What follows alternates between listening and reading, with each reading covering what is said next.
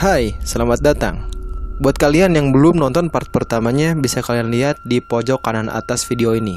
Tuh, di sana tuh. Klik aja di sana. Biar gak bingung buat ngelanjutin ke cerita ini. Oke? Tanpa basa-basi, kita lanjut. Enjoy the horror.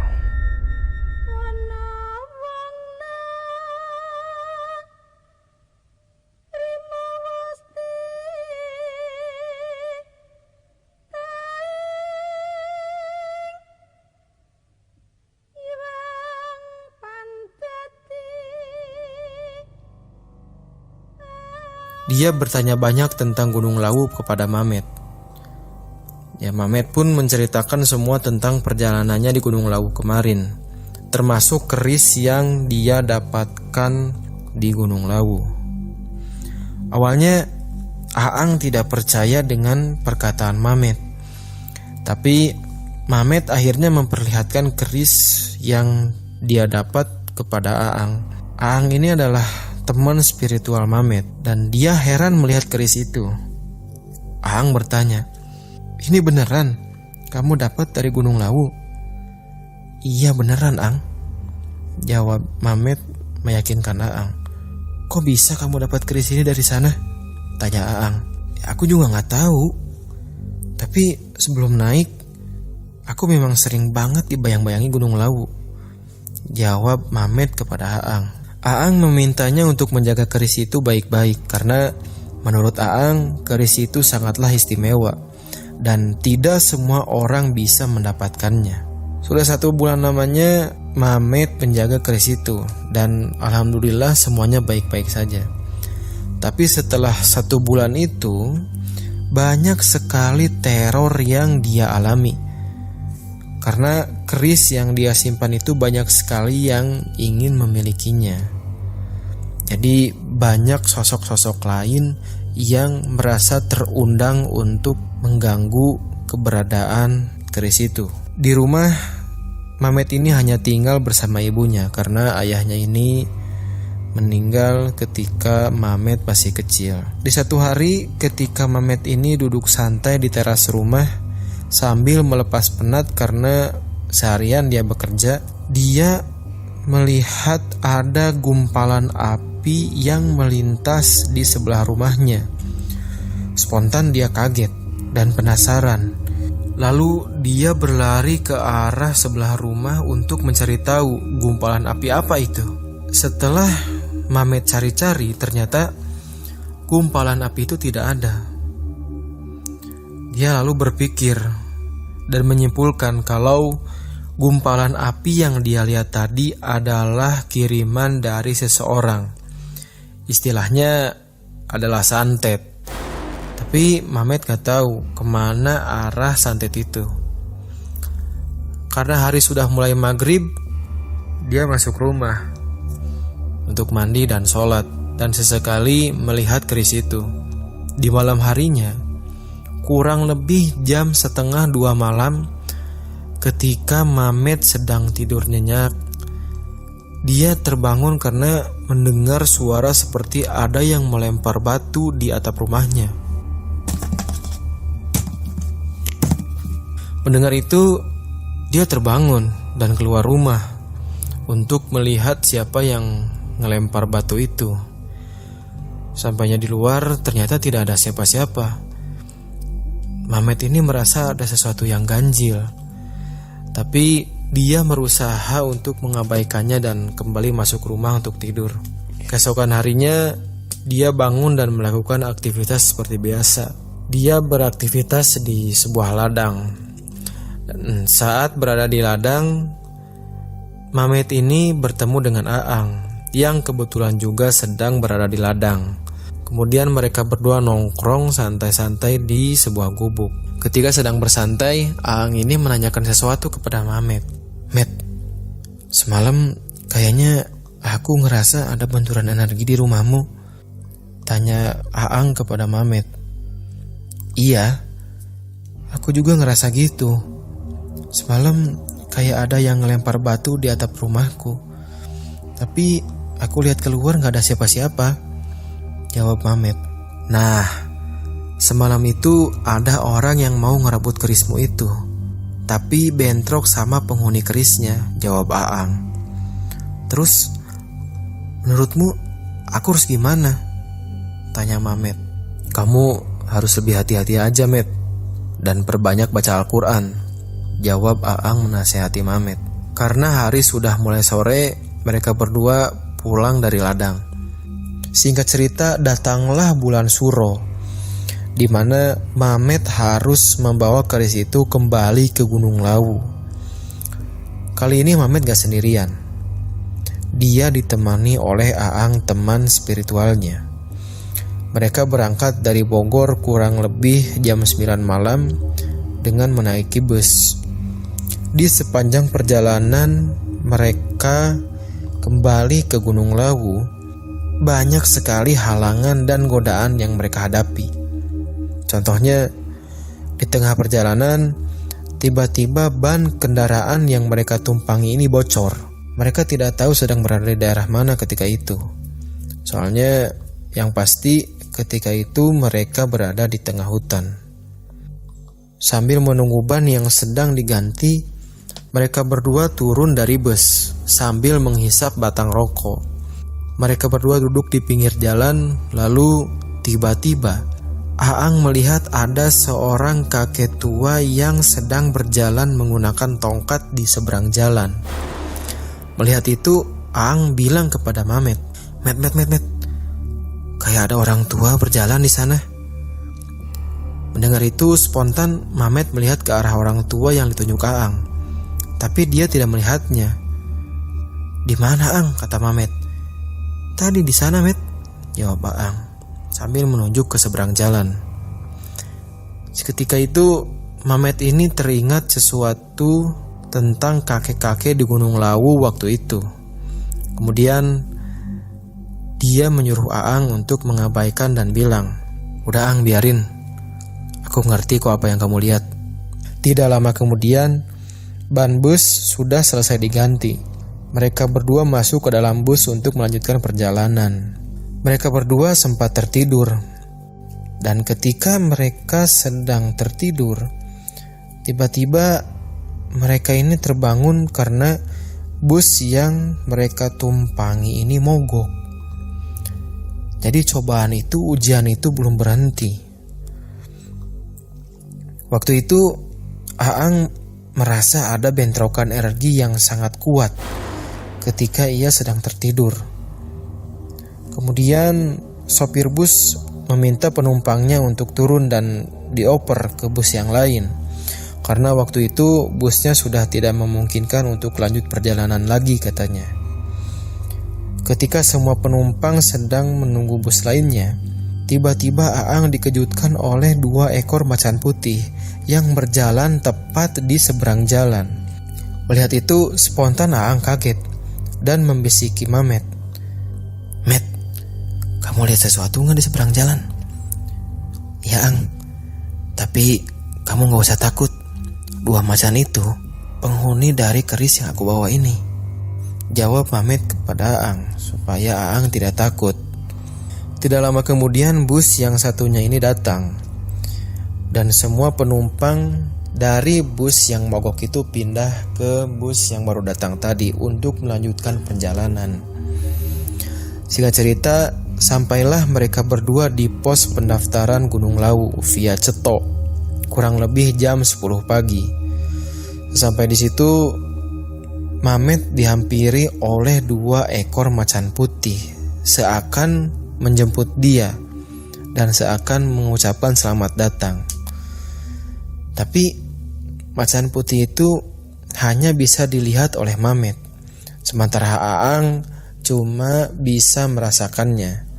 Di sepanjang perjalanan mereka mengobrol, dan 2 macan putih yang tadi menyambut itu berjalan di belakang Mamet. Pos demi pos mereka lewati. Sampainya di pos 3, macan yang tadi mengikutinya ini sudah tidak terlihat. Mereka beristirahat lumayan lama. 30 menit kemudian, Mamet ini mengajak Aang untuk lanjut berjalan. Ketika Aang berdiri dari duduknya, Tiba-tiba kaki Aang ini kaku, seperti ada yang memegangi, hingga tidak bisa digerakkan.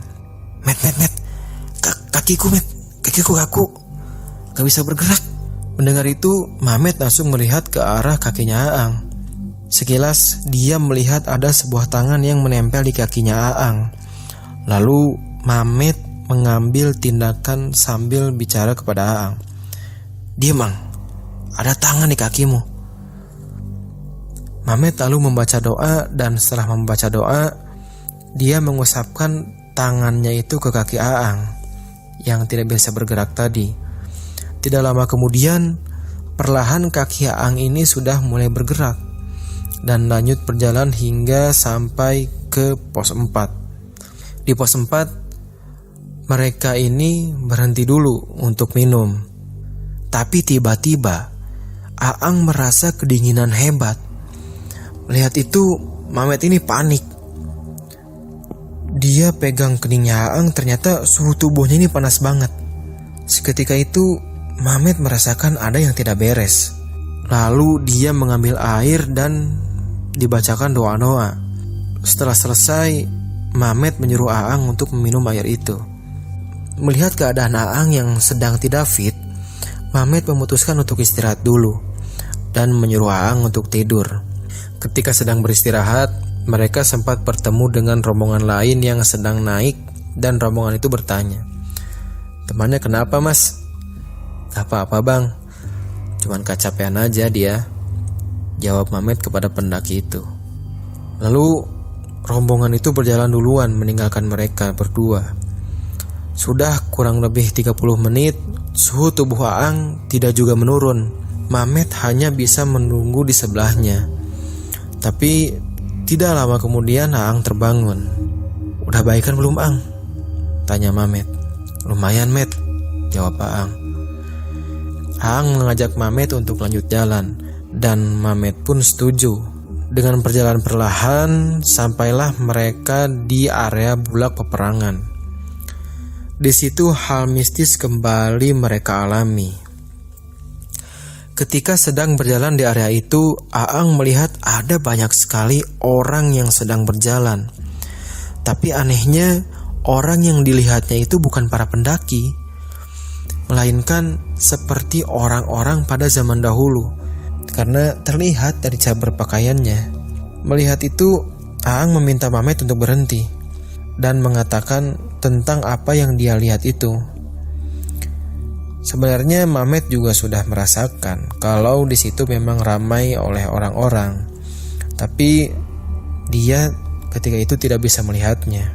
Mamet meminta Aang untuk melanjutkan perjalanan dan mengabaikan hal-hal itu. Sambil berjalan, sesekali Aang ini menoleh ke kanan, ke kiri, karena dia melihat orang-orang yang tadi itu melihat ke arah Aang dan Mamet ini dengan keadaan wajah yang pucat. Aang berusaha mengabaikannya dan tetap berjalan hingga sampai di pos 5. Sesampainya di pos 5, Aang menoleh ke belakang dan sekumpulan orang yang dia lihat tadi sudah tidak ada. Yang ada hanya rumput ilalang.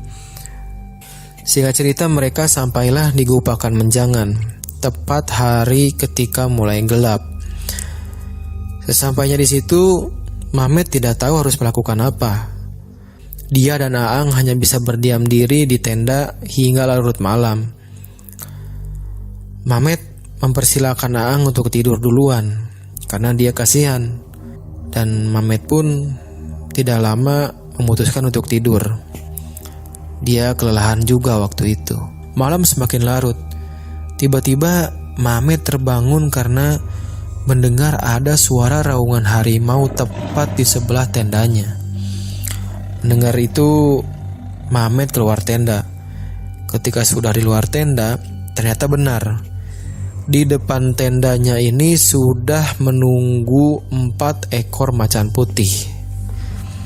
Macan itu seperti memberi isyarat kepadanya untuk mengajak berjalan. Mamet ambil kerisnya dan dia bawa berjalan mengikuti macan itu. Selama dia berjalan mengikuti macan putih itu, dia melihat banyak sekali bayangan putih yang melintas di sampingnya. Tapi Mamet berusaha mengabaikannya dan terus fokus berjalan mengikuti macan putih itu. Macan-macan itu ternyata menuntun Mamet ke Pasar Dieng. Dia melihat ada yang berbeda di Pasar Dieng. Dulu dia melihat tempat ini sangat ramai, seperti pasar pada umumnya. Tapi sekarang kebalikannya, tempat itu sepi, hening.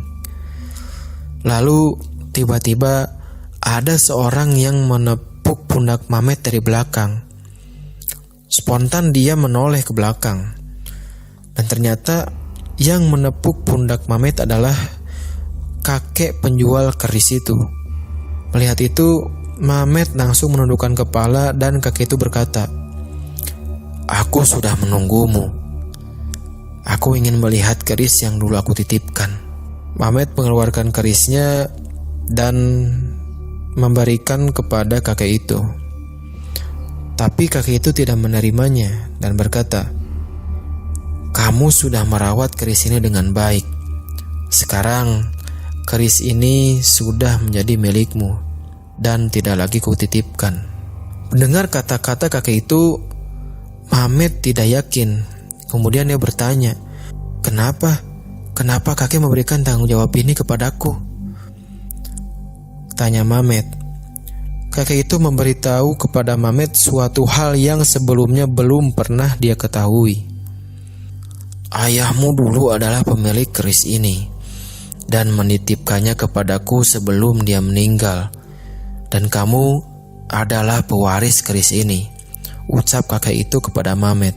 Sambil keheranan, Mamet berkata, "Terima kasih, kek. Aku akan menjaga keris ini," jawab Mamet kepada kakek itu. Lalu kakek itu memberi Mamet uang 500 yang dulu pernah ia berikan kepadanya, dan berkata sambil menunjuk ke arah belakang Mamet, "4 macan itu adalah khodam dari keris ini, dan mereka akan selalu bersamamu." Kemudian Mamet menoleh ke arah yang ditunjuk kakek itu, dan di situ memang terdapat 4 ekor macan yang sedang duduk. Mamet menoleh kembali ke arah kakek itu, tapi tiba-tiba kakek itu sudah hilang. Dan Mamet memutuskan untuk kembali ke tenda untuk beristirahat. Ketika sedang berada di dalam tenda, Mamet ini merenung, seakan tidak percaya. Dan dia juga baru tahu kalau ayahnya bukan orang sembarangan, karena pernah menjadi pemilik keris itu. Pagi pun tiba. Mamet dan Aang samit ke puncak Hargodumilah dan tidak lupa singgah di Hargodalam untuk sowan. Ketika mereka sedang berada di Hargodalam, di situ mereka melihat banyak sekali pendaki spiritual. Dan ketika mereka sedang berjalan di area Hargodalam, semua orang yang ada di situ matanya tertuju ke arah mereka berdua. Dan Aang merasakan ada aura yang memancar dari tubuh Mamet. Mamet dan Aang mengucapkan permisi kepada orang yang ada di situ. Setelah itu mereka mampir di sebuah warung untuk makan. Ketika sedang berada di warung, ada satu pendaki spiritual yang bertanya kepada Mamet, "Sampean asalnya dari mana, Le?" tanya pendaki itu. "Dari Jawa Barat, Pak," jawab Mamet kepada pendaki spiritual itu.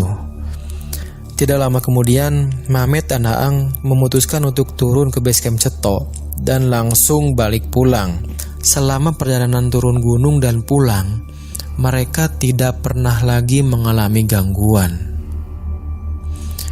Jadi kalau dulu banyak sekali orang yang menyerang Mamet, tapi sekarang sudah tidak ada lagi. Karena siapa yang berani mengusik keris itu dan pemiliknya, maka dia harus berhadapan dengan khodam keris itu yang berupa 4 macan putih.